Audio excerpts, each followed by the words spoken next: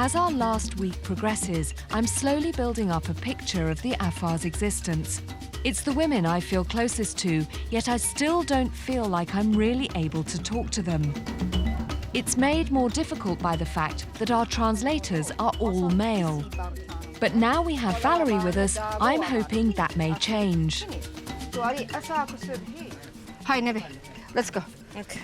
It's such a pleasure to be here with somebody like you who you know, are a perfect bridge between the two sides, me and them. Married to an Afar elder, Valerie has dedicated herself to helping the people get access to health and education. And now she's able to get me closer to the heart of this very alien culture. Our idea of kind of privacy and personal space just goes completely out of the window. In Afar society, there is no private space. I mean, I don't even have my own bed. I don't even have my own comb. Really? Not possible.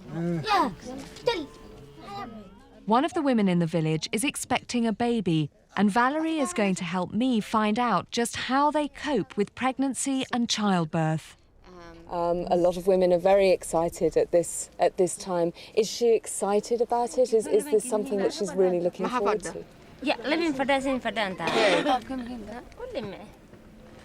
She said, yes, I'm happy. I asked her, did she want a boy or a girl?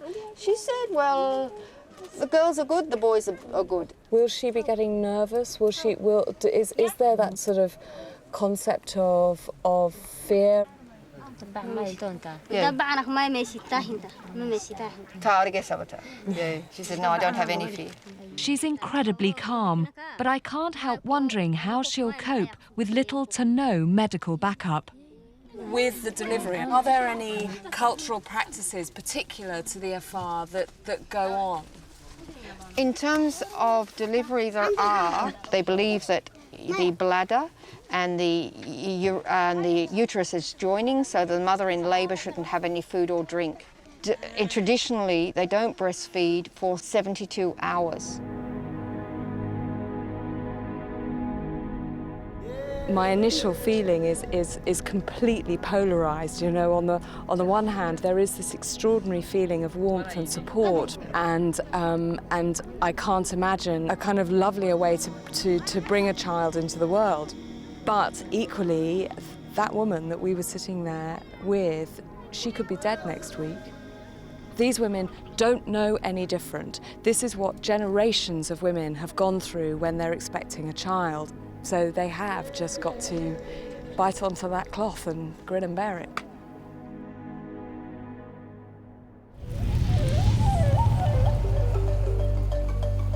Southeast of us, on the road to the Erta Ale volcano, the science team have stayed their first night on the shores of one of Ethiopia's great salt lakes, Afdira. This was once part of a massive inland sea.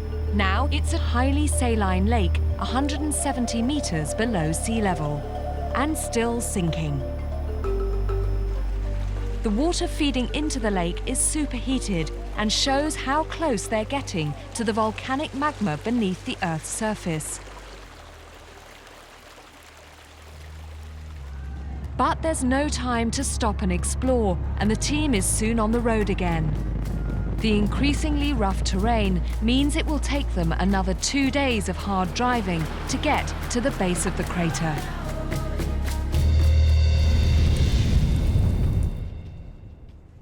Back in Kusa, I'm getting a sense of how demanding life for a woman here can be. I want to know what they think about how they're treated in this very male-dominated society. So far, they've been reluctant to speak openly. Now, with the men out of sight, Galissa's wife Myram has agreed to talk to me, but we haven't got long. I know that you have talked about sometimes women getting very stressed and worried about marriage because they go into it with so little knowledge. Did Myram's mother explain anything to her about what it was like to be a wife and the prospect of having sex for the first time? She said, it's the same for everybody in the world. She said, the man's body is the thing that makes you scared. Yeah. Yeah. Yeah, she said, you're very frightened. Yes, you can't be anything else. Talking about sex is a taboo here, and within a matter of minutes, the men have got wind of our conversation. Naked. Naked. Ninka hisanam, data malissinik. It would be great if these men weren't here. Hiya, Markok teki anu kentamalio. They're standing here quite deliberately. Yeah. Anwar Hempuram, call, ki call. Naked. I'm so close to finding out how these women really feel, but the men are going nowhere. Inside, would that be better?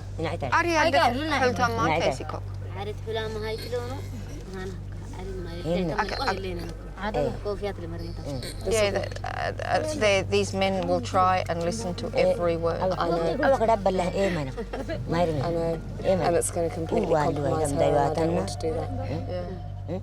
The tension can be cut with a knife, and I have no choice but to give up for fear of compromising Myram's position within the community. But this deliberate intimidation has really got under my skin. There's men everywhere just listening in. Don't you dare give away our secrets. These women don't have a moment to express themselves, to just get cross, to just throw something out. I mean, maybe we're really spoiled, but, you know, we're allowed to shout and scream and rail against things and oh, it makes me cross.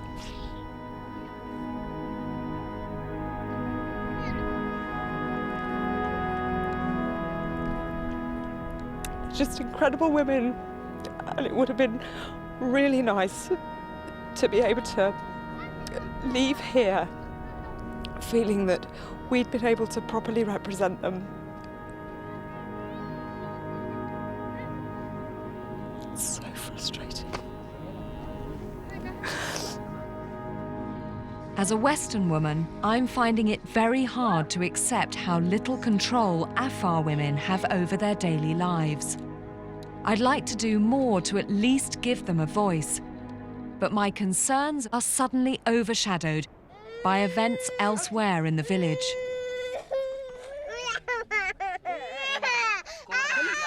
News that Mukul is conducting daily health clinics has spread far and fast. And while he struggles to cope with the sudden demand, a family arrives, having walked more than 5 hours in the heat, hoping that he will be able to save their malnourished child. So when this lad does any running around, does he get very short of breath? Also, I go over. He said if he goes from here to the door, he'll fall over. He can't do it. He's got a very loud heart murmur. Has he? Yeah. Oh my golly.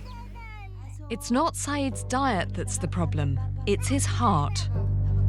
His heart is not working as efficiently as it might to pump the blood around, and he's working hard all the time. It's like jogging all the time. Mukul is distraught that with only his limited field kit, there's no way he's able to treat Saeed. This afternoon has brought home the brutal truth of it. What must that be like for a parent, to see your child dying and not be able to do anything about it? It's a terrible, terrible thing. The normal reality of life in the Danakil is that death is often not very far away.